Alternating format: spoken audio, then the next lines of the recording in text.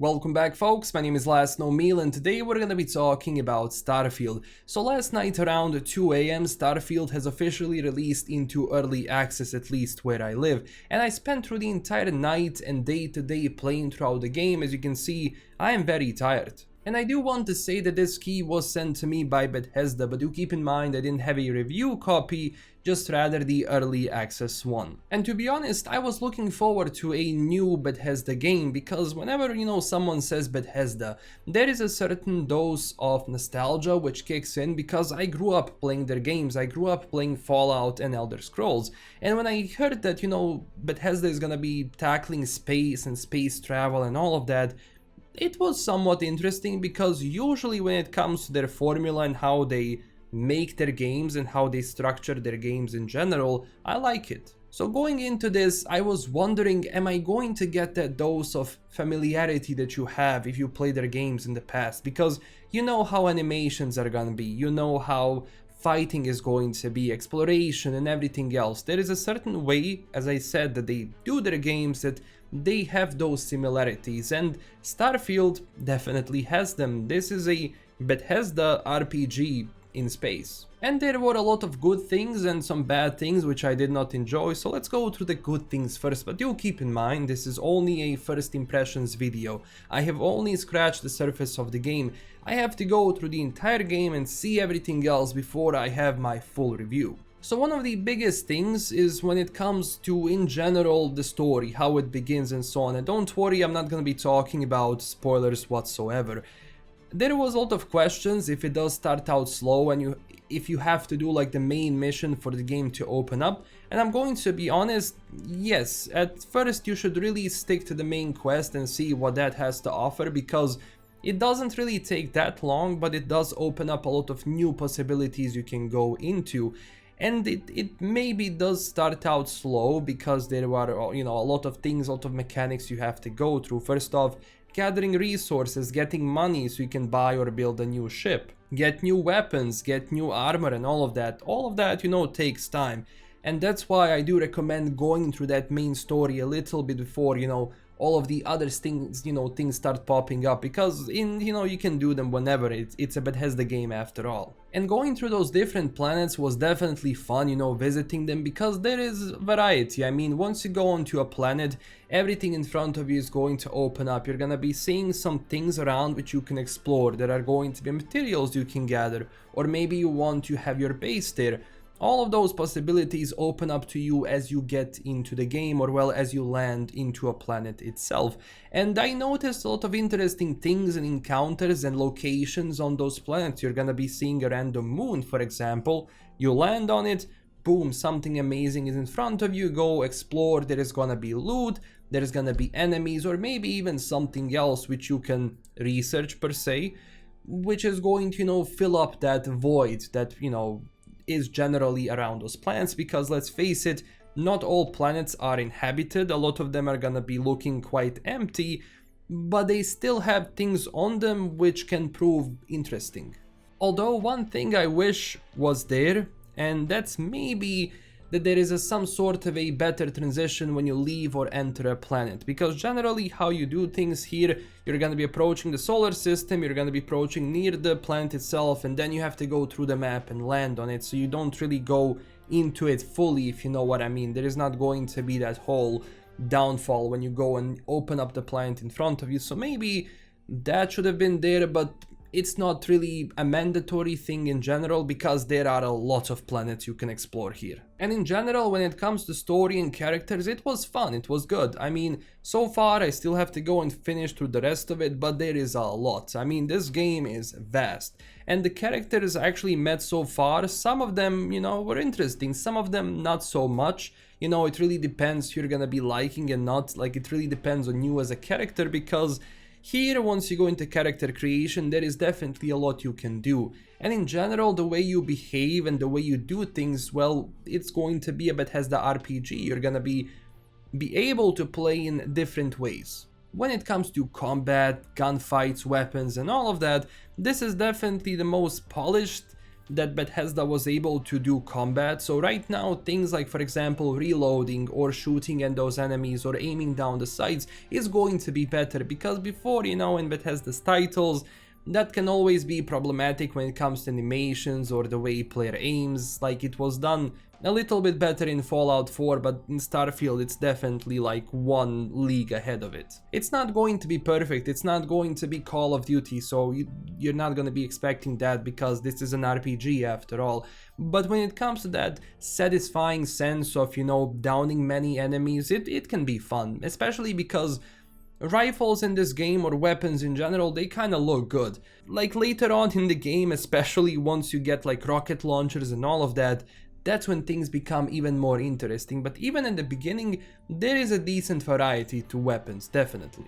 Enemy AI though, well, I'm gonna be honest, this was pretty much a standard Bethesda's AI. Didn't really stand out a lot. Enemies didn't really go into cover too much, or they did, and sometimes they can just stay there prone and not shoot back, so I have to change my position. I don't know if that was a tactic or maybe just AI doing it that way, but in general AI is not going to be the brightest. It's not gonna be doing some crazy stuff, it's not gonna be trying to pin you down or anything, and those things maybe need a little bit more work if you ask me. But oh boy, when it comes to space fighting, once you go into your ship and you start fighting up there in the skies, or well, in the space, that's when things become interesting, because I was playing this at first on very hard difficulty.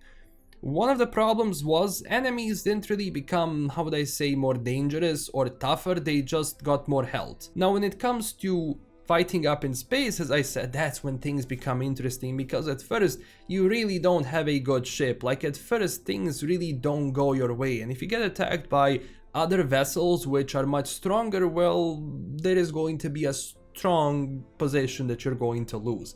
And only later on, once you get further into the game, once you start unlocking new ships or buying them or assembling them, that's when things become more interesting, and that's when those fights become even better. But in general, they're fun, I'm not going to lie. Like, fighting up there was kind of cool. I mean, sometimes it can take a bit to get used to certain things, but it wasn't that complicated. It takes a long time, but it had its moments, definitely. When it comes to level design and graphics in general, it was nice. I mean, the graphics are still gonna be having that creation engine effect to it, like, you know what I'm talking about, but at the same time, it's nice. Like, design wise, it's very nice, and it has its moments where you look at the horizon, or you look at, for example, New Atlantis or anything like that, and it was nice, you know, it was very beautiful to look at in that sense. When it comes to those hidden boundaries that people were talking about, especially when it comes to like you know, going to the end of the wall and then not being able to proceed further, I didn't really notice that, and it takes a while to get to certain location to another when you're down. It actually,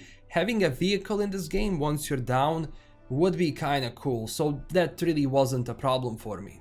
And also, because this is Bethesda after all, there is going to be a lot of loot, and especially if you want to go loot and resell it later, there is going to be a lot. I mean, when it comes to the inventory system in the game, at least when it comes to UI, I'm sure I'm gonna be getting a mod once that comes out, because this one is alright, but it can definitely do better. Because sometimes having things organized a different way would have been nice. I mean, I don't get lost in it, like, it really does categorize it normally as it did before, like in earlier games.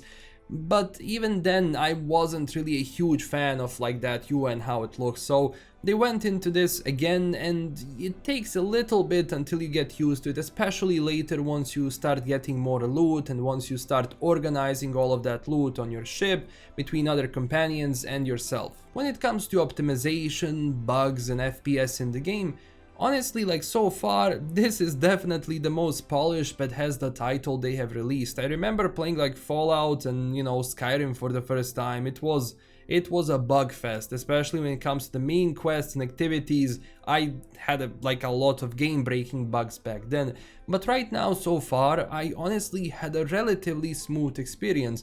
When it comes to frame rate, I mean, it's okay, it can definitely do better. You know, in some locations it can drop a little bit, but it never really dropped to the point where it started to be a slideshow, so it's not going to be that. But it can definitely improve itself a little bit better, so it's more stable in certain environments, especially if there is a lot of stuff in front of you.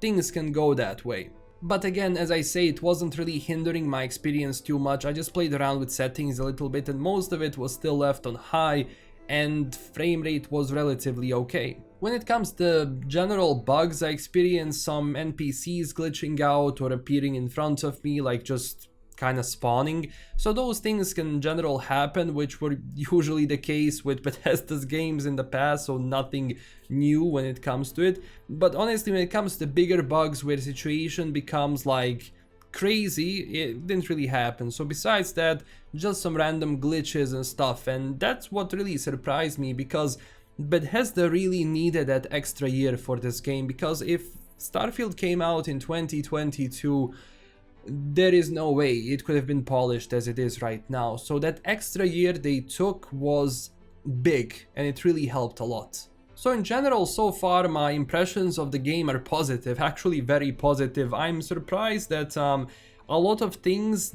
so far that I've seen I enjoyed, and I really want to play more and I want to see what the game has. And because it has all of those possibilities and new game plus later on once you finish it, I really recommend you, look, if you're new to Bethesda's games, I really do recommend you to take things slowly, one thing at a time, because in general this game will present you with a lot of things you have to take into account, and also it's not gonna be teaching you a lot, especially when it comes to crafting stuff, upgrading stuff, so you really have to take those things slowly and just enjoy the game. Don't try to rush it too fast because you're gonna be missing some stuff, and if you want to really go through the main story first, at least through a good chunk of it, to unlock everything else, that's also something I recommend. But again, just take it easy, don't be overwhelmed too much, and if you have too many quests and missions, take one at a time and see which one is going to be fitting you the best, and then start clearing them. Simple as that.